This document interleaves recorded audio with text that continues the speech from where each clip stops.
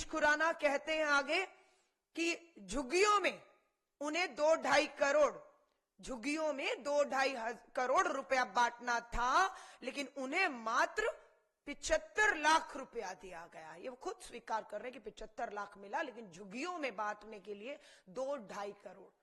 बिल्कुल चुनाव आयोग को देखना चाहिए कि सीमा क्या है, खर्चे की सीमा क्या है, और 2-2.5 करोड़ रुपया इस पे खर्च किया है। यहां पर लगातार शराब की बात है, पैसे की बात है, एक महिला को वस्तु के तौर पर इस्तेमाल करने की बात है, और ये पहली बार भाजपा अपमानित नहीं कर रही है।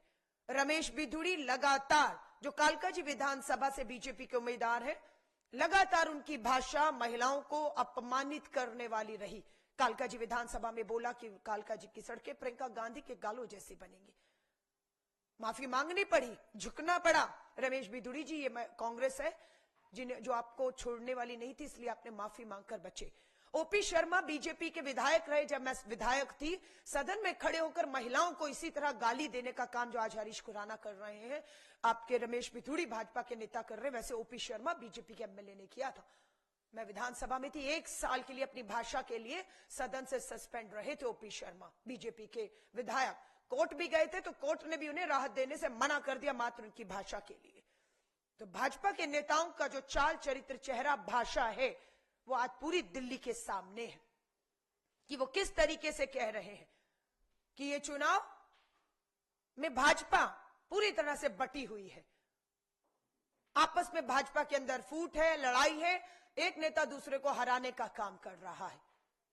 ये साफ दिखता है कि भाजपा दिल्ली में पूरी तरह चुनाव हारने जा रही है। मात्र सत्ता, धन, बल के दम पर वो ये चुनाव करोड़ों रुपए खर्च करके जीतना चाहती है।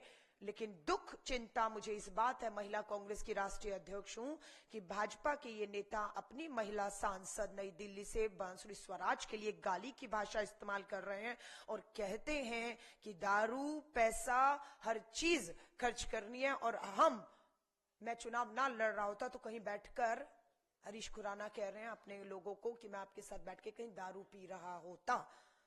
मैं इस वीडियो को कहूंगी, दिल्ली के सामने आना इसलिए बेहद जरूरी था कि दिल्ली अपना फैसला करे, उससे पहले इनका चाल, चरित्र, चेहरा सामने आना चाहिए। पंजाब में भी